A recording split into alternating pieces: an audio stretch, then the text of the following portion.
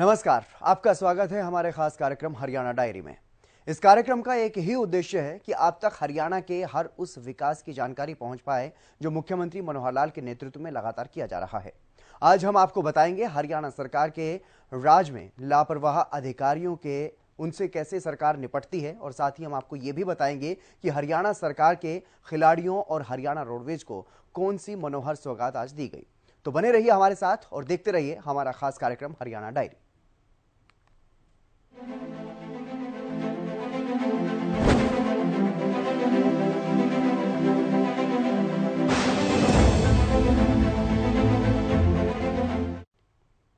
हरियाणा सरकार के राज में किसी भी प्रकार की लापरवाही बर्दाश्त नहीं होगी।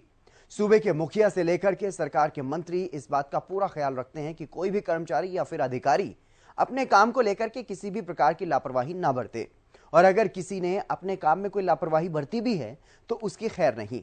यह बात आज हम आपको इसलिए बता रहे हैं क्योंकि हरियाणा के गृह मंत्री अनिल विज ने अंबाला कैंट नगर परिषद में लापरवाह अधिकारियों की क्लास लगाई।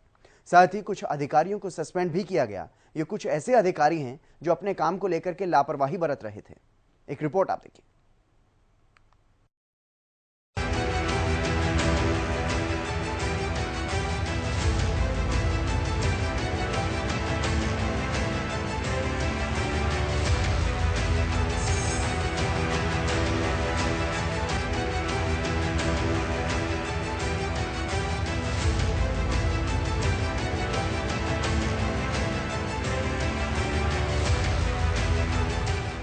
ये हरियाणा सरकार में गृह मंत्री हैं। अनिल विज का ये अंदाज आज से पहले आप कई बार देख चुके होंगे, जहां विज की गाज लापरवाह अधिकारियों पर गिरी है। दरअसल हरियाणा के गृह एवं स्वास्थ्य मंत्री अनिल विज ने अंबाला कैंट नगर परिषद का औचक निरीक्षण किया। गृह मंत्री के औचक निरीक्षण की भनक लगते ही नगर परिषद के अधिकारी और कर्मचारियों में हड़कंप मच गया। विज ने पहले ईओ और फिर पीए के रूम में दस्तावेजों की जांच की। इस दौरान लोगों की शिकायतों पर कार्रवाई न करने वाले लापरवाह 3 कर्मचारियों को उन्होंने सस्पेंड करने के आदेश भी दिए।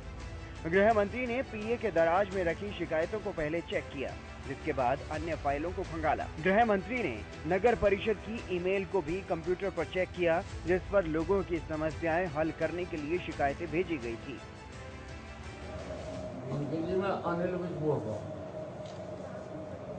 मैं यहाँ नगर पालिका में आया था इनका काम काज देखने, तो आपकी 6 अक्टूबर को एक ईमेल आई हुई है कि 20 दिन से हमारी लाइट नहीं जल रही। वो जल गई क्या? अभी तक नहीं ना जली। जॉब रिकॉर्ड था।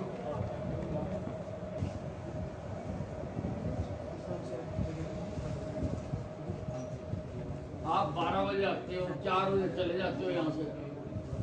Don't tell me. I know everything.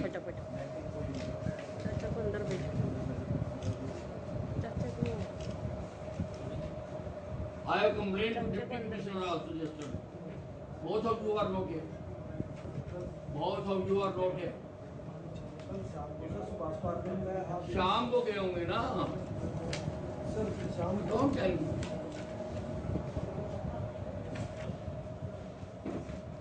आपको चिंता है आपके शहर में कहाँ काम हो रहा है? सफाई हो रही, लाइट जल रही या नहीं जल रही, सफाई हुई या नहीं हुई?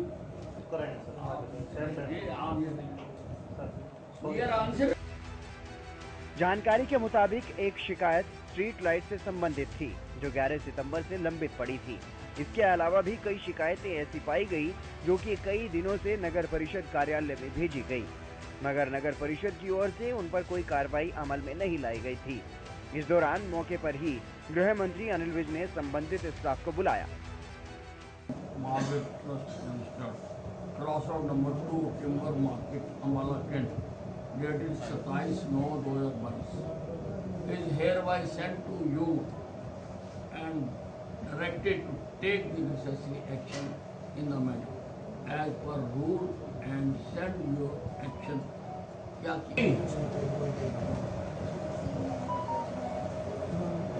क्या सर कार्रवाई नहीं हुई है, चेक करा लेते हैं सर, कार्रवाई नहीं होगी। मतलब कि डीसी के ऑर्डर्स भी यहाँ पर माने, यहाँ पर डीसी के ऑर्डर्स भी नहीं माने जाते। नहीं सर, ऐसा नहीं सर, कोई कंप्लेंट आई हो मैं आपके सामने तो रैंडम चेक कर रहा हूँ, रैंडम 3 मैंने निकाली है, तीनों पे कार्रवाई नहीं हुई। मैंने लोगों से बात की है, वो कह रहे नहीं हुई। तीनों के जो रिस्पॉन्सिबल है सस्पेंडेड, सस्पेंशन और मजाक।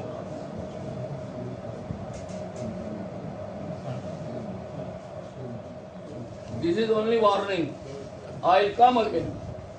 सुधर जाओ, ठीक करो, लोगों के बकायदा रजिस्टर लगाओ कंप्लेंटों का, कंप्लेंटों को उनकी मार करो और रिस्पॉन्सिबल बनाओ किसी को।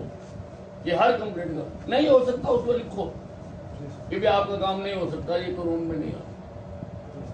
ऐसी कंप्लेंट है क्या?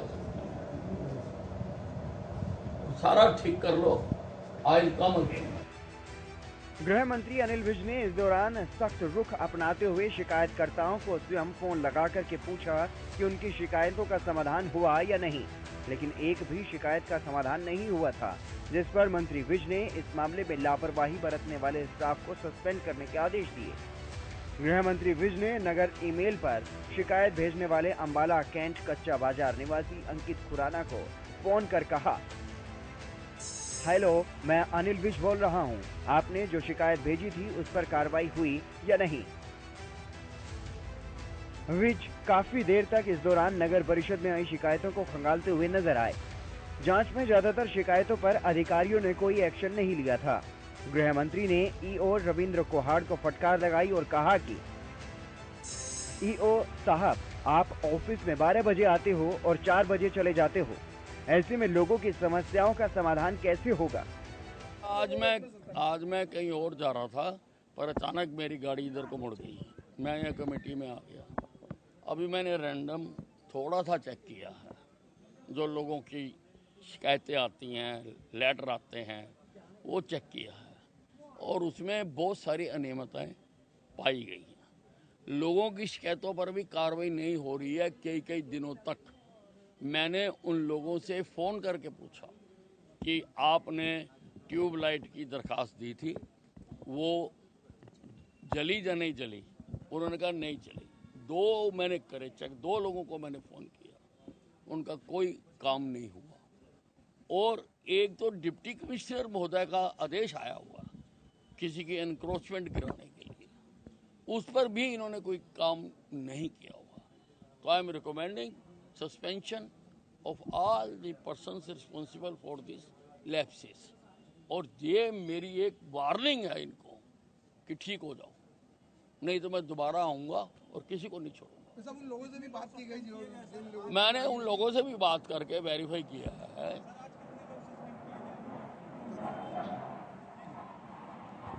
माननीय मंत्री जी ने उच्च निरीक्षण किया था, यहाँ पे अटेंडेंस सब पूरी मिली है, बाकी जो कमियां मिली हैं उसको निश्चित तौर पर अब सुधारेंगे और जो भी हमारे पार्ट पे अब तक कमियां रही हैं मंत्री जी ने संज्ञान में लाया है और पब्लिक की सेवा को और बेहतर तरीके से बनाएंगे।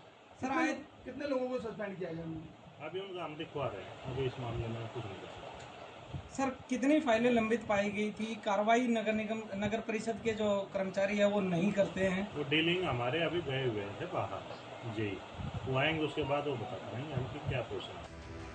विज ने मौके पर ही मौजूद नगर परिषद के प्रशासक दिनेश एवं ईओ को निर्देश दिए कि नगर परिषद की कार्यप्रणाली में सुधार लाया जाए और वो आगे भी औचक निरीक्षण कर कार्यालय की पूरी कार्यप्रणाली को चेक करेंगे। गृह मंत्री विज के निरीक्षण के दौरान कई खामियां मिली। नगर परिषद में इतनी लापरवाही बरती जा रही है कि डीसी के आदेश पर भी कोई कार्रवाई अमल में नहीं लाई जा रही। शिकायतों के निपटान करने में लापरवाही बरतने वाले कर्मचारियों को सस्पेंड करने के निर्देश दिए गए हैं। आखिर में विज ने चेतावनी देते हुए ये भी कहा कि ये तो सिर्फ चेतावनी है, भविष्य में किसी को छोड़ूंगा नहीं।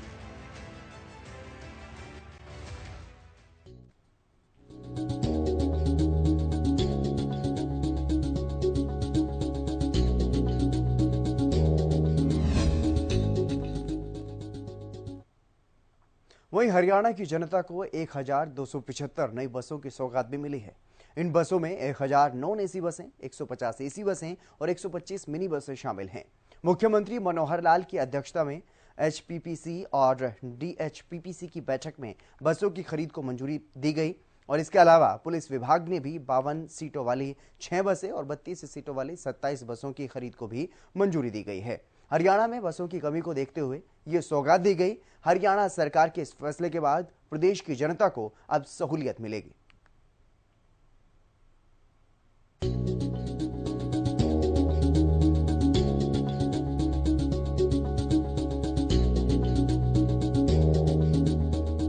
हरियाणा परिवहन विभाग ने सफर के दौरान यात्रियों की सुविधाओं का ख्याल रखते हुए एक बड़ा फैसला लिया।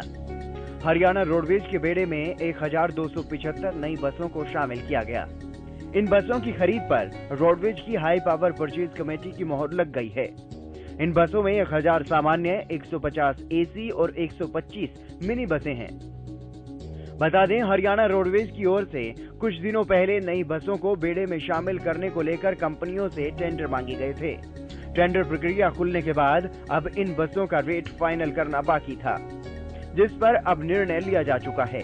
सूबे के मुख्यमंत्री मनोहर लाल ने इन बसों को हरी झंडी दिखाकर प्रदेश भर के डिपो में रवाना किया है। प्रदेश में अभी तक चंडीगढ़ डिपो और गुरुग्राम डिपो में ही एयर कंडीशनर बसें थी। बाकी सभी डिपो में ऑर्डिनरी बसें हैं।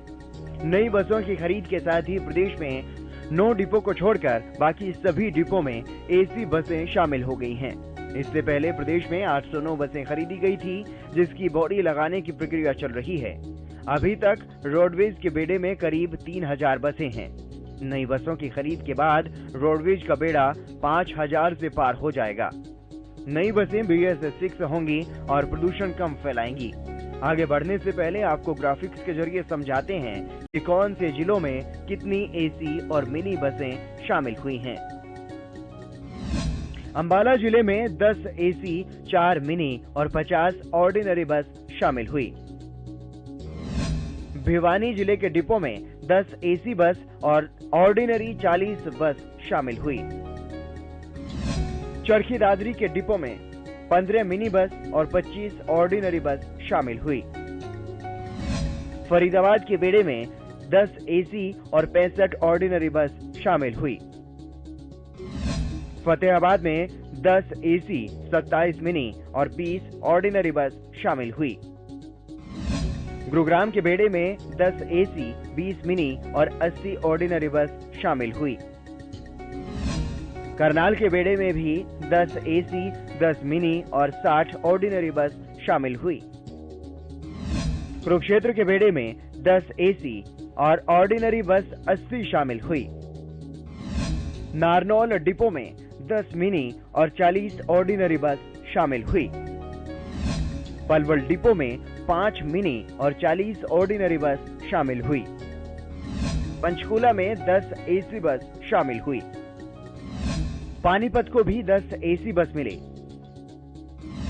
रेवाड़ी के बेड़े में 10 एसी और 10 मिनी बस शामिल हुई। रोहतक डिपो में 10 एसी और 5 ऑर्डिनरी बस शामिल हुई। सिरसा डिपो में 10 एसी बस, 24 मिनी और 50 ऑर्डिनरी बस शामिल हुई।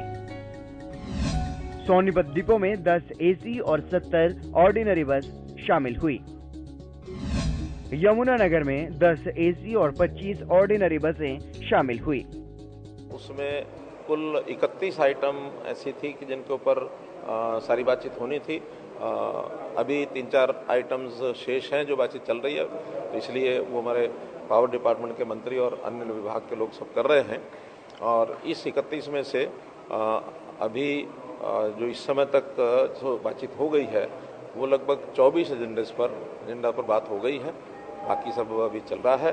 कुल जो आज के विशेष परचेज में 1300 बसेस, जिसमें 1000 डीजल बसेज हैं और 300 बसेज मिनी बस और एसी बसेज, ये सब ली गई हैं।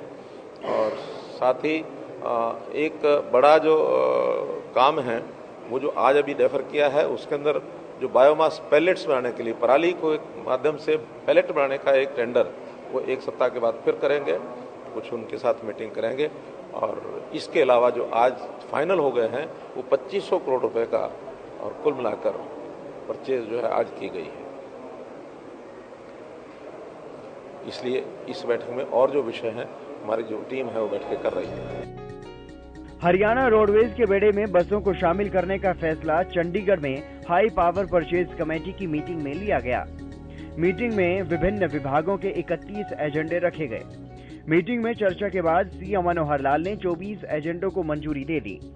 मंजूरी के बाद 2500 करोड़ रुपए से अधिक की खरीद की जाएगी। 7 एजेंडों को अभी पेंडिंग की लिस्ट में रखा गया है। वहीं प्रदेश में बसों की कमी को देखते हुए हाई पावर कमेटी ने बसों की खरीद को मंजूरी दे दी। इससे पहले हरियाणा की हाई पावर परचेज कमेटी की मीटिंग अगस्त में हुई थी। इसमें विभिन्न विभागों के लिए 1000 करोड़ रुपए से अधिक की खरीद की मंजूरी मिली थी। तय हुआ था कि 10 विभागों के लिए होने वाले सामान और मशीनरी में अधिकतर खरीद बिजली निगमों से की जाएगी। वहीं आपको बता दें, Haryana high power purchase committee का गठन सरकार के अलग अलग विभागों के लिए विशेष खरीद को मंजूरी देने के लिए किया गया है। कमेटी में सीएम अध्यक्ष होते हैं और एचपीपीसी को 1 करोड़ रुपए से अधिक के सरकारी विभागों, बोर्डों और निगमों के लिए खरीदारी करना अनिवार्य है। हालांकि अलग अलग विभागों के लिए बनी विशेष खरीद समितियां केवल 5 लाख रुपए तक की खरीद को अंतिम रूप दे सकती हैं। सिर्फ सिंचाई विभाग के मामले में इसकी सीमा 2.5 लाख रुपए बढ़ाई जा सकती है।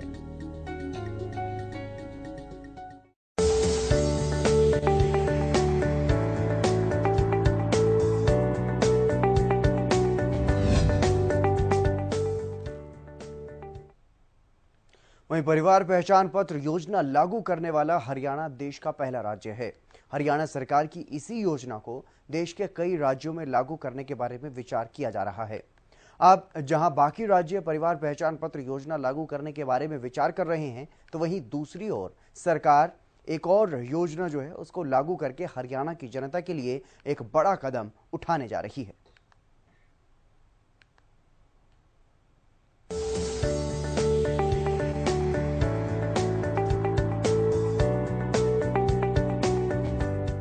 हरियाणा सरकार की योजना परिवार पहचान पत्र प्रदेश ही नहीं बल्कि देश और विदेशों के लिए मिसाल बन रहा है। सरकार ने परिवार पहचान पत्र योजना के माध्यम से सरकारी योजनाओं का लाभ पहुंचाने की प्रक्रिया शुरू की। वहीं इस मॉडल का अध्ययन करने के लिए अब दूसरे राज्य और दूसरे देश भी अध्ययन करने की अनुमति मांग रहे हैं। इस दौरान मुख्यमंत्री मनोहर लाल ने चंडीगढ़ में परिवार पहचान पत्र के मॉडल को समझने के लिए महाराष्ट्र के प्रतिनिधिमंडल के साथ मुलाकात की। मुख्यमंत्री ने महाराष्ट्र के प्रतिनिधिमंडल का स्वागत करते हुए कहा कि हरियाणा सरकार ने परिवार पहचान पत्र के माध्यम से नया प्रयोग किया है। केंद्र सरकार आधार कार्ड के माध्यम से सरकारी योजनाओं का लाभ आम जनता तक पहुंचा रही है, लेकिन हमने महसूस किया कि प्रदेश में व्यक्ति नहीं बल्कि परिवार एक इकाई है। इसे ध्यान में रखते हुए एक परिवार की यूनिक आईडी बनाने का फैसला लिया गया और एक महत्वाकांक्षी योजना की शुरुआत की गई। नवीनतम तकनीक के माध्यम से परिवार पहचान पत्र बनाया गया और इसे पूरे प्रदेश में लागू किया गया।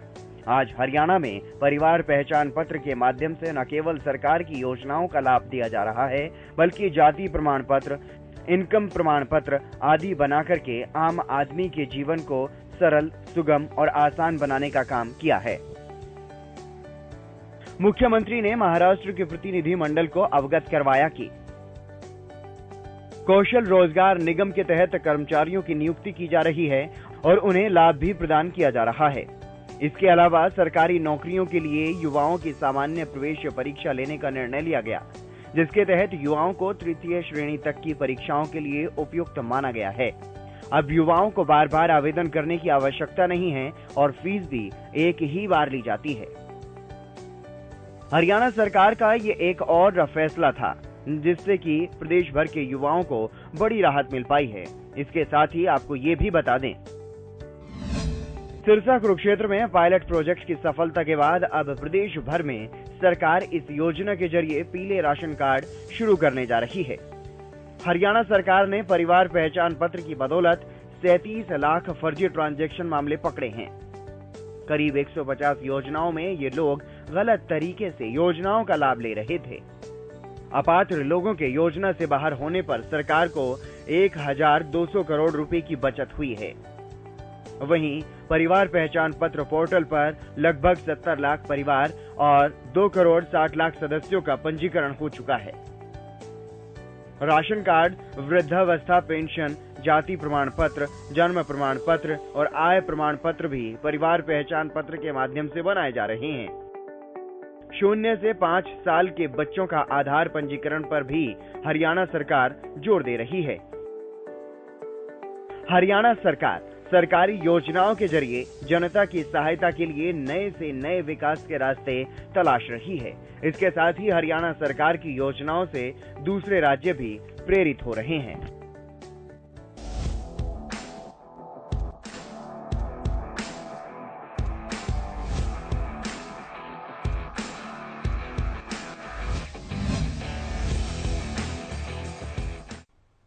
वहीं अब बात करेंगे हरियाणा के खिलाड़ियों को बड़ी राहत देने वाली खबर की, क्योंकि हरियाणा की मनोहर सरकार की ओर से फैसला लिया गया है कि हरियाणा में अब इंजरी यानी कि चोट के कारण खिलाड़ियों का करियर खत्म नहीं होगा।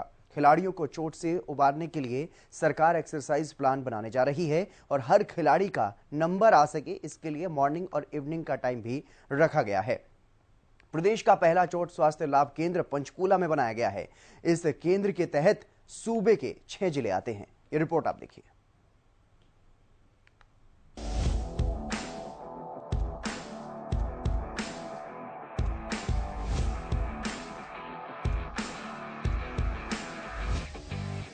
हरियाणा ऐसा राज्य जिसका नाम प्रदेश भर के खिलाड़ियों ने देश से लेकर विदेश में रोशन किया है। हरियाणा के खिलाड़ी जहां जहां जाते हैं हरियाणा के नाम का परचम लहराकर ही वापस लौटते हैं। अब जब हरियाणा के खिलाड़ी राज्य को गौरवान्वित कराने के लिए कोई कसर नहीं छोड़ रहे तो भला सरकार कैसे पीछे हट सकती है। ये हरियाणा सरकार की खेल नीति का ही नतीजा है कि प्रदेश भर के खिलाड़ी जगह जगह अपने नाम का डंका बजाते हैं। वहीं अब सरकार की ओर से एक और ऐसा ऐलान कर दिया गया है जिससे कि प्रदेश भर के खिलाड़ियों की एक बड़ी टेंशन खत्म होने वाली है। दरअसल अब हरियाणा में इंजरी यानी कि चोट लगने के कारण खिलाड़ियों का करियर खत्म नहीं होगा। खिलाड़ियों को चोट से उबरने के लिए सरकार एक्सरसाइज प्लान बनाने जा रही है। हर खिलाड़ी का नंबर आ सके इसके लिए मॉर्निंग इवनिंग का टाइम टेबल भी बनाया जाएगा। प्रदेश का पहला चोट स्वास्थ्य लाभ केंद्र पंचकूला में बनाया गया है। इस केंद्र के तहत सूबे के 6 जिले आते हैं। पंचकूला के इसी स्पोर्ट्स इंजरी पुनर्वास केंद्र में हर खेल के अनुसार एक्सरसाइज प्लान बन रहा है। इसमें हर खिलाड़ी के प्रदर्शन को माइक्रो लेवल पर दर्ज किया जाएगा। प्रदर्शन में कैसे सुधार किया जाए इससे जुड़ी सलाह भी दी जाएगी। हरियाणा के खिलाड़ियों को सहूलियत और सुविधाएं देने के लिए हरियाणा सरकार हर संभव प्रयास कर रही है। हरियाणा सरकार के इस फैसले के बाद से प्रदेश के खिलाड़ी राहत की सांस ले सकते हैं, क्योंकि अब चोटिल होने पर खिलाड़ियों का करियर खत्म नहीं होगा, बल्कि खिलाड़ियों के लिए खेल के हिसाब से एक्सरसाइज प्लान बनाया जाएगा। इस सिलसिले में हरियाणा के खेल राज्य मंत्री संदीप सिंह ने बताया कि इस फैसले से सूबे के खिलाड़ियों को चोट से बाहर निकलने में काफी मदद मिलेगी। इसमें फिजिशियन खिलाड़ियों की मदद करेंगे। खेल के दौरान अलग अलग तरह की चोटें लगती हैं, जिनमें कुछ चोट ऑपरेशन से ठीक हो जाती हैं। वहीं मसल खराब होने या माइनर फ्रैक्चर होने पर चोट स्वास्थ्य लाभ केंद्र में फिजियो की मदद लेनी पड़ती है। हरियाणा सरकार ने गुरुग्राम और प्रदेश के कुछ अन्य जिलों में भी नेशनल लेवल के साइंटिफिक प्रशिक्षण और पुनर्वास केंद्र बनाने का लक्ष्य लिया है। गौरतलब है कि देश की आबादी में हरियाणा की हिस्सेदारी 2% है। हाल ही में संपन्न हुए ओलंपिक की बात करें तो खिलाड़ियों के दल में हरियाणा के 24% यानी कि 30 खिलाड़ी थे। देश की मेडल टैली के हिसाब से अकेले हरियाणा 66वें स्थान पर रहा है। ओलंपिक में देश के खिलाड़ियों का स्ट्राइक रेट 5.5% है, जबकि हरियाणा का स्ट्राइक रेट करीब 10% है। कॉमनवेल्थ गेम्स में भारतीय खिलाड़ियों ने बेहतरीन प्रदर्शन कर कुल 61 मेडल जीते हैं। इनमें 22 गोल्ड मेडल और 17 सिल्वर मेडल और 23 ब्रॉन्ज मेडल शामिल हैं। इनमें से सबसे ज्यादा 20 मेडल अकेले हरियाणा के खिलाड़ियों के हैं, जिनमें 9 गोल्ड मेडल शामिल हैं। हरियाणा का खेलों में इतना बेहतर प्रदर्शन कैसे रहता है, इसका जवाब यहाँ की खेल नीति है। खिलाड़ियों को प्रोत्साहन और सबसे अधिक आर्थिक मदद दी जा रही है। हरियाणा में खिलाड़ियों को आगे बढ़ाने के प्रयास स्कूल स्तर से ही शुरू हो जाते हैं। बस उसी का नतीजा है कि हर साल सूबे के खिलाड़ी राष्ट्रीय और अंतर्राष्ट्रीय स्तर पर बेहतर प्रदर्शन कर रहे हैं। मुख्यमंत्री मनोहर लाल के कुशल नेतृत्व में हरियाणा प्रदेश लगातार अग्रसर है। ऐसे में हरियाणा का हर वर्ग सरकार के कार्यों से काफी संतुष्ट नजर आ रहा है, क्योंकि हरियाणा सरकार का एक ही मकसद है कि प्रदेश के अंतिम व्यक्ति का विकास किया जा सके। फिलहाल हमारे खास कार्यक्रम हरियाणा डायरी में आज के लिए बस इतना ही। कल फिर मिलेंगे। आप देखते रहिए हरियाणा न्यूज।